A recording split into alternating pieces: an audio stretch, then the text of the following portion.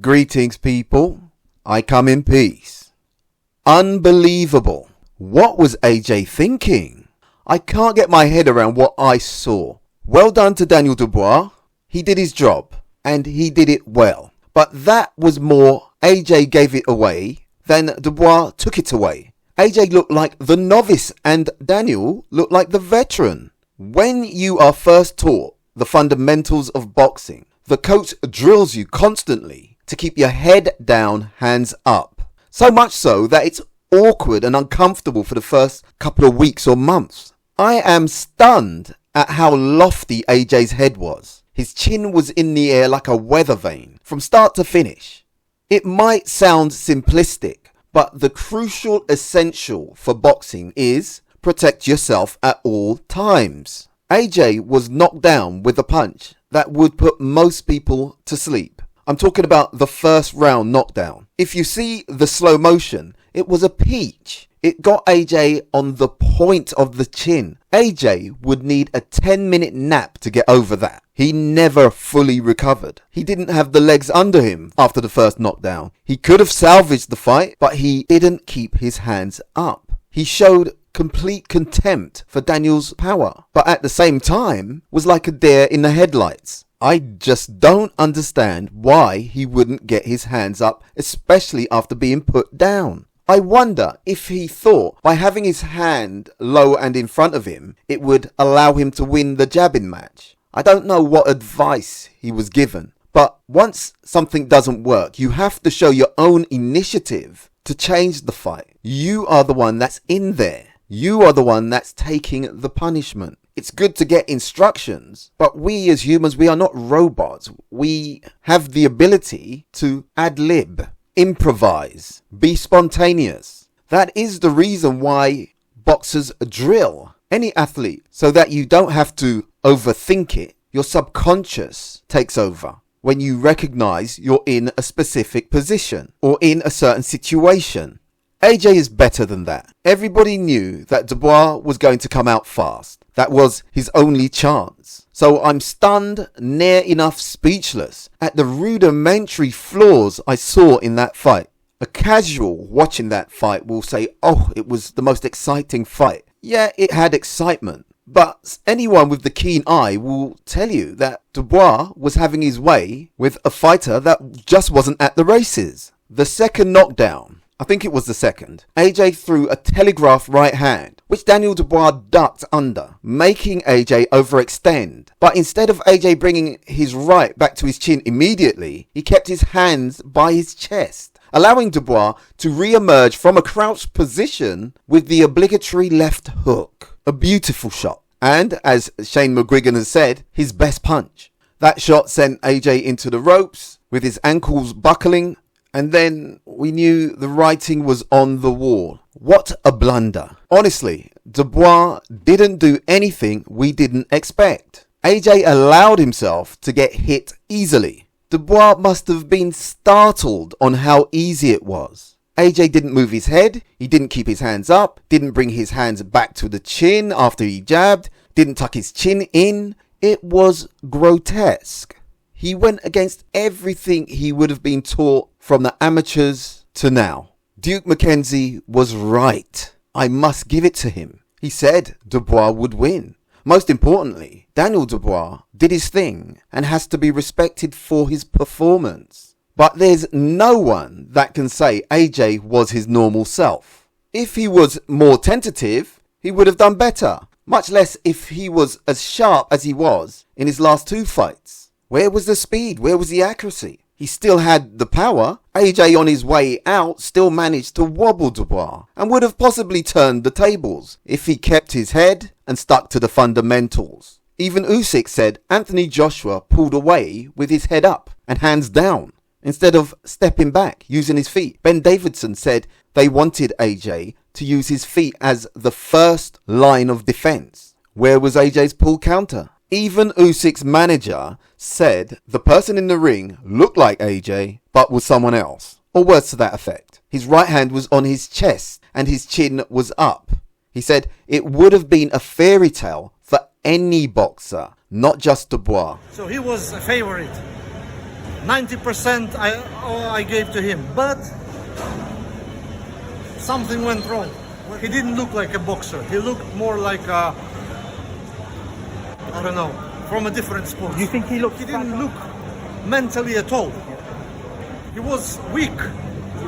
He didn't want to fight. He had zero defense. I can't explain that. Normally a man like AJ, he can easily fight and win. But every professional pundit, trainer and follower of boxing are bewildered. And it's not because AJ lost, it's how he lost. You see, if you lose doing things completely out of character, it has a certain reverberation. It's a head scratcher. It's a can't compute data message report. It's an alert to something's wrong here. 90% of people in boxing, in the boxing media, predicted AJ to win. And that was because, tactically, Dubois, with all his talent, was still made for AJ. Yes, there's upsets, but this was a wipeout. How unusual that Joshua all of a sudden looked so guileless and juvenile. Why didn't Ben advise him, remind him, caution him, mention to him, even admonish him for his rudimentary mistakes? His lack of basic discipline was unconscionable, but it was so strange and unconventional to what we've seen and known from AJ, at least in my eyes. I'm leaning towards the supernatural here. That's what my gripe is. And the thing about it is he knows what he's done, right? And it's got nothing to do with money because the money element was taken care of months ago. It's got nothing to do with money. And he knows what he's done. Why did you feel... He also knows to people that are close to me that he knows what he's done. But when I'm seeing people that can do nasty things, then I will have a gripe about that. And people ain't really going to know the rules, because I'm not going to break down the rules on camera for these kind of things, because they're deep. But what's done's done. A lot of the stuff you said last week, you talked about spells and judge and all this kind of stuff. You still stand by all that? 1,000,000%. So the spell worked last night then? No. He quitted it. I'm saying that he's an ugly worker. I haven't taken that back. Do you know what I mean? I wasn't joking when I said that. No, I'm saying What was that line again? No work. Bring him in. Was Spencer Ferron right? Would Daniel's dad's alleged workings create the optimum penumbra, shadow, occultation to somehow eclipse AJ's ability? Oh, come on, surely not. Well, I'd like to put it down to Dubois being young and hungry and AJ being naive. But that doesn't explain it, does it? We can rationalize it, of course, and we'll have to. But deep down, we all know that was an odd, peculiar and bizarre outing for Joshua. It was as if AJ was in his own world. Psyching himself. But did you recognise the Anthony Joshua that turned up? He was, in contrast, obviously it's my duty, my focus was on us, it has to be. But when I looked across the ring, because I know the kid really well, Anthony, I know him very well, and I saw a man who looked like he was in a trance. I saw a man who looked like he was under hypnosis. That's what I saw. Because I'm experienced, I can pick up on things. And I thought, we've got you. Absolute power corrupting, absolutely. Before a punch was thrown. You have to know these things. You have to see the signs are always Before there. the first bell, you Most looked at Joshua definitely. and thought, we've won this. Because I didn't recognize the person that I know. Like I said, he's under under hypnosis, or he's just... They said Daniel was the one who was going to get stage fright. He looked like a man who was in shock. He's like, oh my God, this is real now. And he could also see the energy from the opposition. You don't see it. It's invisible. You can't see it. Feel the energy. I've been looking for you. A lot of people have said he didn't look right on his way to the ring or when he just got into the ring. So although the first round knockdown was the catalyst for his loss, he wasn't at the races from the start.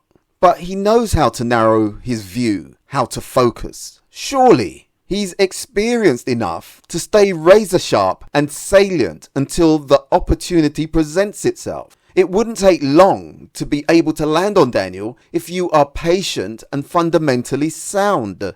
I don't know if AJ can keep reinventing himself. I'm tired for him. He lost last night because it seems he forgot how to box. Very weird. He has done very well. He had so much potential, but the way he was last night has made me question if he should go on. I would have backed AJ against everybody except Usyk. I'd back him against Bukoli, Zhang, Fury, but he was so irresponsible with his defense. I can't say that now. As Krasiuk, Usyk's manager, said, anybody would have beaten that AJ. He said AJ looked like someone from a different sport. He didn't look mentally right. This is a man whose fighter, Usyk, has been 24 rounds with AJ. And Usyk was adamant that AJ would beat Dubois, along with 90% of boxing media and pundits. So what happened there?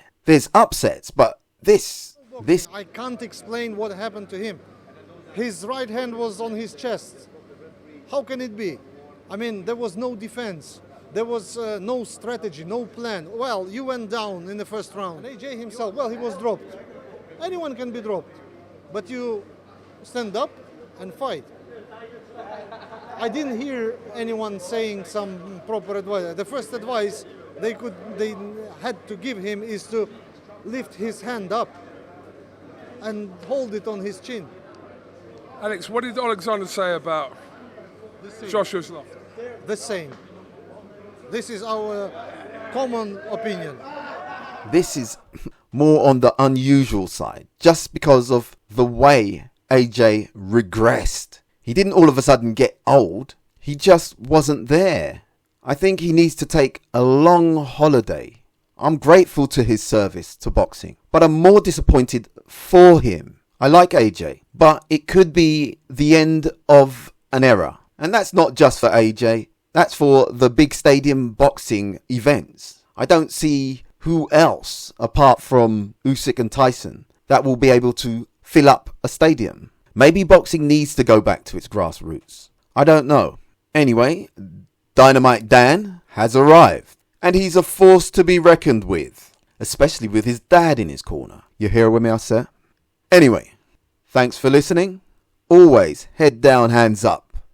And remember, choose life. I think positive always. I believe I can do anything, and boxing's been it is my business, and it's been my business. I don't know all the answers, but I'm the greatest authority in the world on Sugar Ray Robinson, and I have some idea on just what he can do and what he can't